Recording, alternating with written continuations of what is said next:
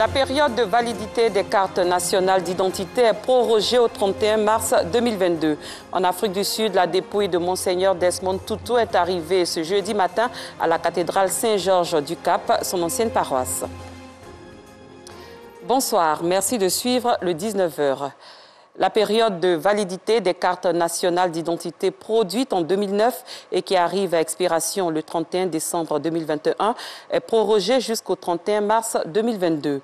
L'information émane d'un communiqué du gouvernement publié ce 30 décembre. Le gouvernement qui exhorte vivement les personnes qui ne se sont pas encore enrôlées à se rendre dans les centres ouverts à cet effet sur toute l'étendue du territoire national en vue de s'acquitter de cette obligation. Le comité de développement communautaire de Kennedy, CGC, sensibilise au travail des enfants. Il a investi la commune d'Abobo pour échanger avec les populations, en l'occurrence celle du quartier Kennedy. Mohamed Ouattara Nour, Joël Gossé.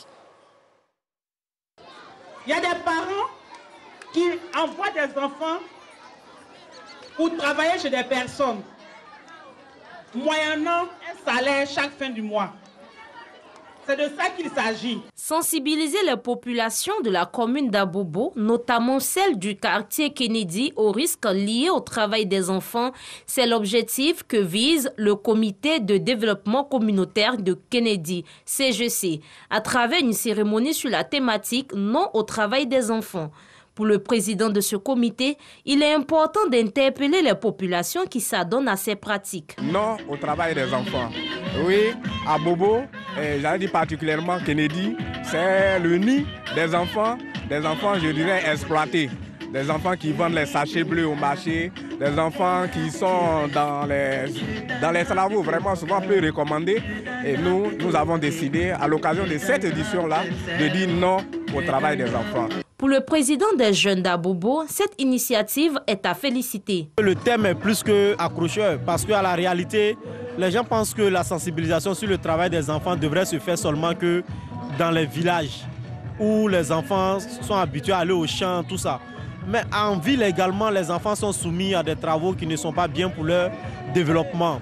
C'est-à-dire on voit les plus jeunes, souvent moins de 17 ans, qui sont des apprentis de Bakar, d'autres même qui poussent les brouettes au lieu de se retrouver à l'école. Le comité de développement communautaire, CGC, œuvre en faveur des couches défavorisées à travers des dons.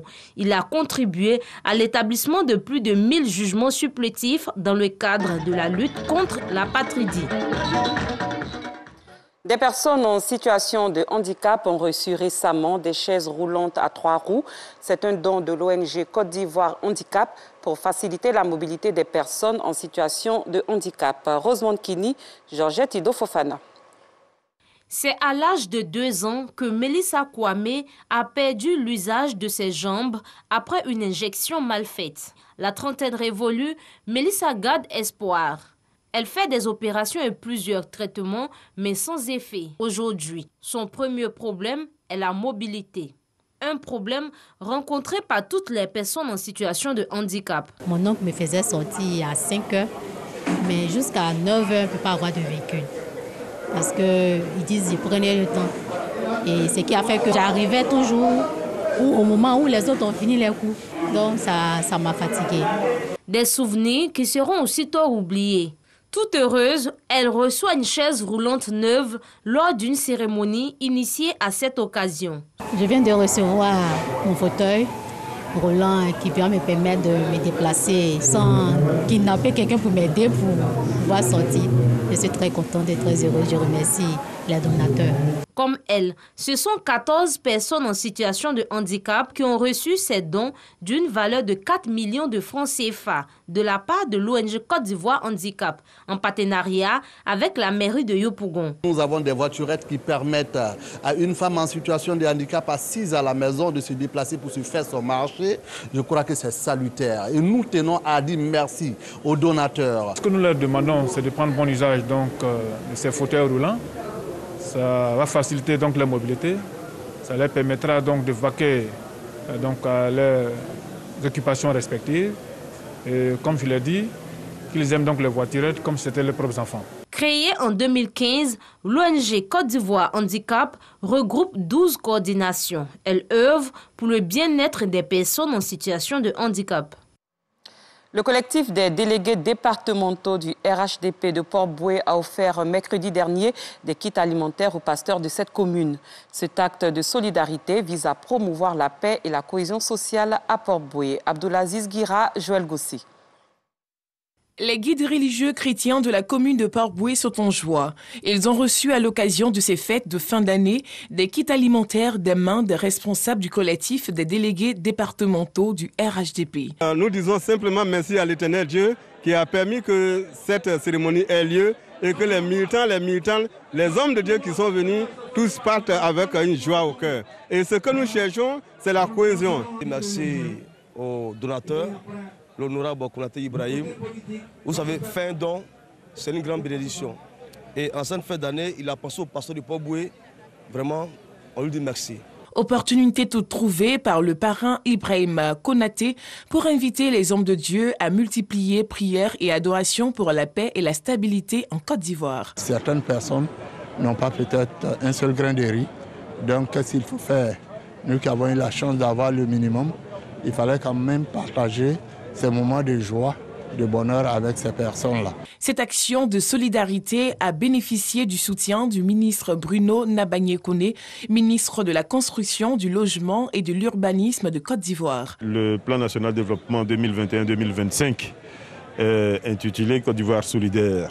Donc nous sommes venus ici pour confirmer cela et apporter en quelque sorte notre onction à ce bel esprit. Outre les guides religieux chrétiens, les militants du parti de la commune ont aussi reçu des kits alimentaires.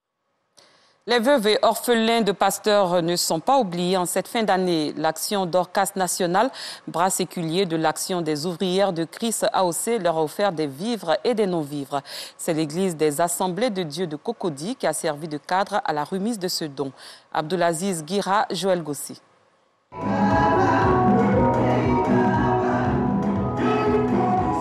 C'est la joie à l'église des Assemblées de Dieu de Cocody. La raison, l'Action Dorcas nationale a offert des vivres et non-vivres à plus de 70 veuves et orphelins de pasteurs. Une première de l'Action Dorcas nationale, une branche de l'Action des ouvrières de Christ AOC.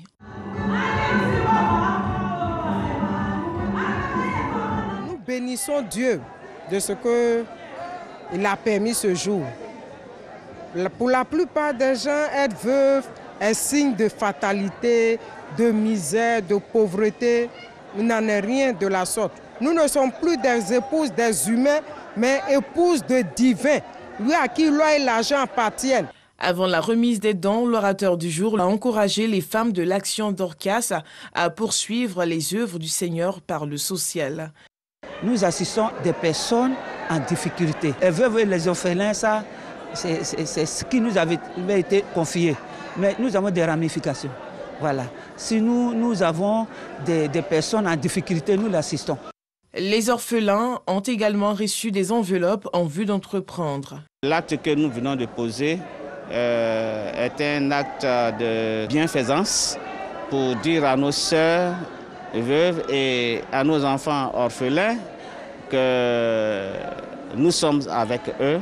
Elles ne sont pas seules, ils ne sont pas seuls. Cette cérémonie de remise de dons s'est tenue en présence de plusieurs serviteurs de Dieu, dont le révérend pasteur Boigno Apollinaire, pasteur hôte et actuel président de la Fédération des Églises évangéliques de Côte d'Ivoire. Depuis sa création, l'Action Dorcas nationale œuvre pour le bien-être des personnes en difficulté, chrétiennes ou pas.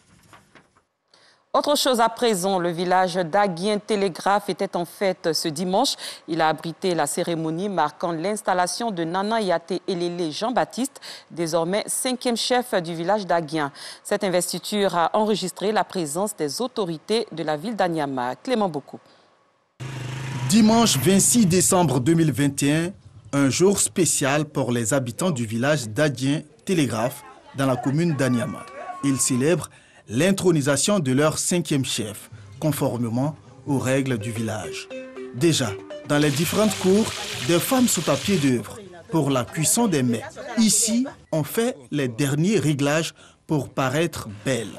Par petits groupes, les villageois regagnent la place publique, le lieu où va se tenir la cérémonie. Quelques instants plus tard, les autorités administratives font leur entrée avec à leur tête le sous-préfet d'Anyama, Dosso Lamine. Au bout d'une dizaine de minutes, celui qui est à l'honneur, Nana Yaté Elele Jean-Baptiste, fait son entrée. Nana Nyanzou Michel, le chef sortant, et d'autres dignitaires passent alors à l'intronisation du 5e chef du village d'Adien Télégraphe. Une transition démocratique dans le respect de la tradition. Un moment d'émotion pour les populations. C'est un jour béni de voir mon fils intronisé comme chef du village de Adien Télégraphe. Avec madame, nous sommes très honorés. Je suis heureux de lui passer la main. Je ne peux pas rester là, m'éterniser là. Et je suis prêt, moi, à accompagner ce jeune frère pour les charges du village. Il faudrait qu'on puisse continuer de faire en sorte que tout aille bien. Que Dieu Tout-Puissant l'accompagne. C'est dans l'union que l'union est une obligation républicaine, que la discipline est une obligation républicaine, que le travail est une obligation. Moi, je remercie ce village que je considère désormais comme le mien, et je serai aux côtés de cette population pour qu'on puisse porter l'espoir de cohésion, l'espoir d'union et l'espoir de solidarité, l'espoir d'hospitalité. Conscient de savoir que le plus dur commence, le nouveau chef d'Adien Télégraphe veut compter sur l'apport de ses administrés afin de réussir au mieux sa mission. Sentiment de joie, de responsabilité et de respect pour mes parents. Je leur dis merci. Vraiment, les mots me manquent pour exprimer ce que je ressens. Seul, on va vite, mais ensemble, on va plus loin. Donc, avec l'aide de mes parents, je pense que j'arriverai à bon port. Le village d'Adien Télégraphe est situé dans la commune d'Anyama. Et c'est une nouvelle ère qui commence pour ce village. À l'étranger, l'ancien président mauritanien Mohamed Ould Abdelaziz, en détention préventive depuis juin dans une affaire de corruption présumée, a été admis mercredi soir à l'hôpital militaire de Nouakchott pour des soins urgents. Mohamed Ould Abdelaziz a dirigé la Mauritanie de 2008 à 2019. Le Premier ministre intérimaire libyen Hamid Deiba a présidé ce jeudi le conseil du gouvernement, marquant son retour officiel à son poste après avoir pris congé de ses fonctions pour briguer la présidentielle avortée initialement prévue le 24 décembre. Des dizaines de milliers de manifestants réclament de nouveau ce jeudi un pouvoir civil au Soudan sous la férule de l'armée quasiment continue en 65 ans d'indépendance, bravant grenades lacrymogènes, coupure des communications et verrouillage de Khartoum. Et puis la dépouille de Desmond Tutu est arrivée à la cathédrale Saint-Georges du Cap en Afrique du Sud ce jeudi 30 décembre, son ancienne paroisse, où il a longtemps pourfendu le régime raciste de l'apartheid. Les Sud-Africains pourront rendre hommage pendant 2 jours à l'archevêque anglican décédé dimanche dernier à l'âge de 90 ans. Et pour rappel, la période de validité des cartes nationales d'identité produites en 2009 et qui arrive à expiration le 31 décembre 2021 est prorogée jusqu'au 31 mars 2022. L'information émane d'un communiqué du gouvernement publié ce 30 décembre. Le gouvernement qui exhorte vivement les personnes qui ne se sont pas encore enrôlées à se rendre dans les centres ouverts à cet effet sur toute l'étendue du territoire national en vue de s'acquitter de cette obligation. Fin de cette édition. Merci de votre fidélité. Très bonne soirée. À demain pour un autre journal.